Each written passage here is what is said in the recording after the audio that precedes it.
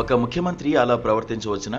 బీహార్లో 10 రోజుల క్రితం ఒక ప్రభుత్వ కార్యాలయంలో ముఖ్యమంత్రి నితీష్ కుమార్ తన విధి నిర్వహిస్తూ అనూహ్యంగా అనుచిత రీతిలో వ్యవహరించడం పూర్తిగా ఆక్షేపణీయం. రాష్ట్ర ప్రభుత్వ సచివాలయంలో కొత్త ఆయుష్ వైద్యులకు నియామక లేఖల పంపిణీ కార్యక్రమం అది. కొత్తగా నియమితురాలైన ఒక ముస్లిం మహిళా ఆయుష్ డాక్టర్కు అపాయింట్మెంట్ లెటర్ అందజేస్తూ నితీష్ మహాశయుడు ఆమె ధరించిన హిజాబ్ను పట్టుకొని ఇదేమిటి అని అడుగుతూ లాగివేశారు. ముఖ్యమంత్రి వెనుక నిలుచున్న ఉప ముఖ్యమంత్రి సమ్రాట్ చౌదరి ముఖ్యమంత్రి ఆ అనుచిత చర్యకు పాల్పడకుండా నివారించడానికి ప్రయత్నించినప్పటికీ ఫలితం లేకపోయింది. అక్కడే ఉన్న ఆరోగ్య మంత్రి మంగళ్ పాండేతో పాటు మరొక ఉన్నతాధికారి సైతం ముఖ్యమంత్రి వింత ప్రవర్తనను వారించకుండా నవ్వుతూ చూస్తుండిపోయారు. ముఖ్యమంత్రి నితీష్ బహిరంగంగా పాల్పడిన ఆ చెడ్డ పని న్యాయస్థానం శిక్షింపదగిన నేరం. మామూలు నేరానికి మించిన అపరాధం అది. ఆ మహిళా డాక్టర్ వ్యక్తిగత స్వేచ్ఛ, శారీరక సమగ్రత, గౌరవంపై దాడి అది. స్త్రీల శారీరక సమగ్రత లేదా స్వయం ప్రతిపత్తిని గుర్తించడం కనీస సంస్కారం. పునరుత్పత్తి ఎంపికలు అంటే గర్భధారణ, గర్భనిరోధకం, గర్భస్రావం మొదలైన విషయాల్లో స్వంత శరీరం గురించి స్వయంగా నిర్ణయించుకునే హక్కు స్త్రీకి ఉన్నది. స్త్రీ స్వాభావిక విలువను గౌరవించకపోవడం, లైంగిక వేధింపులకు పాల్పడడం స్త్రీ వ్యక్తిత్వంపై అమానవీయ దాడవుతుంది. స్త్రీల శారీరక స్వయం ప్రతిపత్తిని ఆమె ప్రాథమిక హక్కుగా భారత రాజ్యాంగాధికరణ 21 గుర్తించింది. శారీరక సమగ్రతను గోప్యత, స్వేచ్ఛ, మానవ గౌరవంతో అనుసంధానించింది. మహిళ నమ్రత లేదా సౌమ్యతకు భంగం కలిగించడానికి వ్యతిరేకంగా స్త్రీలకు రక్షణలు కల్పిస్తున్న నేర విచారణ చట్టం పరిధిలోకి స్త్రీ వ్యక్తిగత స్వేచ్ఛ, శారీరక సమగ్రత, గౌరవంపై దాడి చర్యలు వస్తాయి. అంతేకాదు ప్రాథమిక న్యాయ సూత్రాల వివేకం ప్రకారం మహిళా ఆయుష్ డాక్టర్ పట్ల ముఖ్యమంత్రి నితీష్ అనుచిత ప్రవర్తన నైతిక దుర్మార్గం అవుతుంది. అటువంటి సిగ్గుమాలిన నైత్యానికి పాల్పడిన వారిని పదవులు లేదా ఉద్యోగాల నుంచి తొలగించేందుకు దీన్ని తగిన కారణంగా న్యాయస్థానాలు దశాబ్దాల నుంచి పరిగణిస్తున్నాయి. ముఖ్యమంత్రి నితీష్ బహిరంగ అనైతిక ప్రవర్తన రాజ్యాంగ హక్కులైన గౌరవం, స్వేచ్ఛ, గోప్యతలను ఉల్లంఘించడమే, సందేహం లేదు. బీహార్ ముఖ్యమంత్రి ఉదంతంలో ఈ ఉల్లంఘన మనం గుర్తించవలసిన మరీ ముఖ్యమైన నేరం.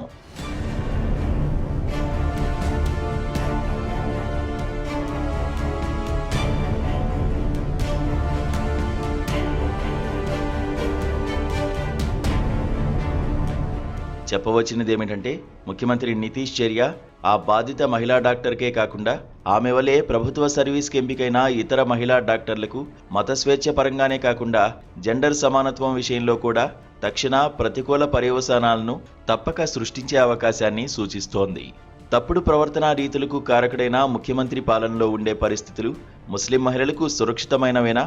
పాలనా వ్యవహారాలను నిర్దేశించే మంత్రి పదవుల్లో ఉన్నవారు, ఉన్నత స్థాయి ప్రభుత్వాధికారులు బహిరంగంగా నైతిక నైత్యానికి నిర్భయంగా పాల్పడేందుకు అనుమతిస్తున్న పరిస్థితుల్లో మహిళలు నిశ్చింతగా విధులు నిర్వర్తించేందుకు వీలైన పని ప్రదేశాలు ఉంటాయా?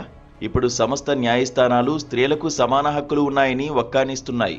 మహిళా గౌరవం, స్వయం ప్రతిపత్తి గురించి గంభీరంగా మాట్లాడుతున్నాయి. అయితే కోర్టుల వెలుపల విశాల సమాజంలో పరిస్థితులు అందుకు భిన్నంగా ఉన్నాయి. నైతిక దుర్మార్గ చర్యను ఒక సుప్రసిద్ధ అమెరికన్ నిఘంటువు ఇలా నిర్వచించింది: సమాజం మనోభావాలను, ఆమోదిత ప్రవర్తనా ప్రమాణాలను ఉల్లంఘించే చర్య. మరింత స్పష్టంగా చెప్పాలంటే సాధారణ లేదా కనీస నైతికతకు పూర్తిగా తిలోదకాలివ్వడమే. మరొక ప్రసిద్ధ నిర్వచనాన్ని కూడా చూద్దాం. ఒక మనిషి తోటి మనుషులు సమాజం పట్ల నిజాయితీ, న్యాయవర్తనను నీచంగా, హీనంగా, క్షుద్రంగా ఉల్లంఘించడమే నైతిక దుర్మార్గం. అంగీకృత, ఆచారబద్ధమైన విధులు, విద్యుక్త ధర్మాలకు విరుద్ధంగా వ్యవహరించడం నైతిక దుర్మార్గమవుతుందని బ్లాక్స్ లా డిక్షనరీ పేర్కొంది.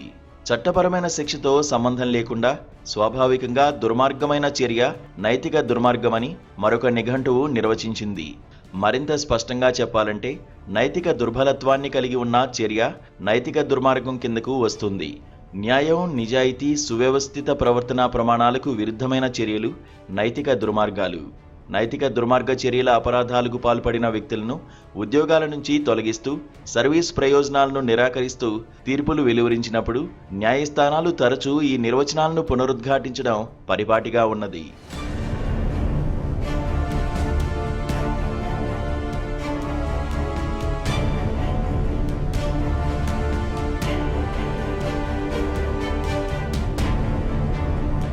ఒక మహిళ నమ్రత లేదా సౌమ్యతకు భంగం కలిగించే నేరాన్ని భారతీయ న్యాయ సంహిత సెక్షన్ 74 ఇలా నిర్వచించింది: ఒక మహిళ నమ్రత లేదా సౌమ్యతను దెబ్బతీసే ఉద్దేశంతో చేసే దాడి లేదా నేరపూరిత బలప్రయోగం.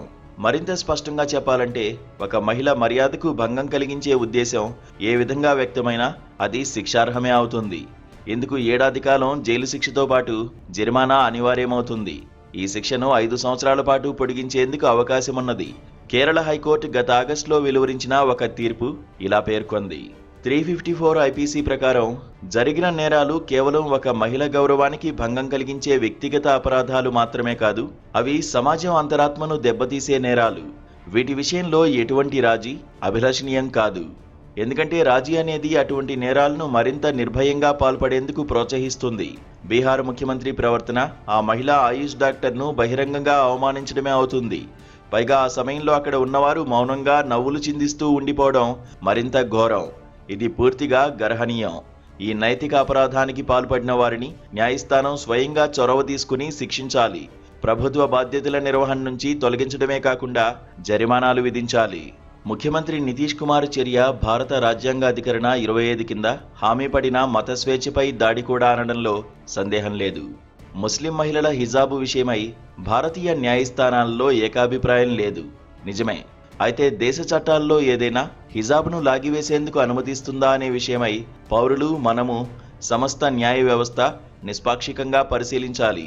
హిజాబ్ను దాన్ని ధరించిన మహిళ అనుమతి లేకుండా తొలగించడం లేదా లాగివేయడం అనేది విస్తృత పర్యవసానాలకు దారితీసే దురాగతం. ముఖ్యమంత్రి లాంటి ఉన్నత పదవిలో ఉన్న వ్యక్తి అటువంటి చర్యకు పాల్పడితే అది దుష్ట తలంపులు ఉన్న మోకలు అలాంటి నేరపూరిత చర్యలకు పాల్పడేందుకు ప్రేరణాత్మకం కాదా?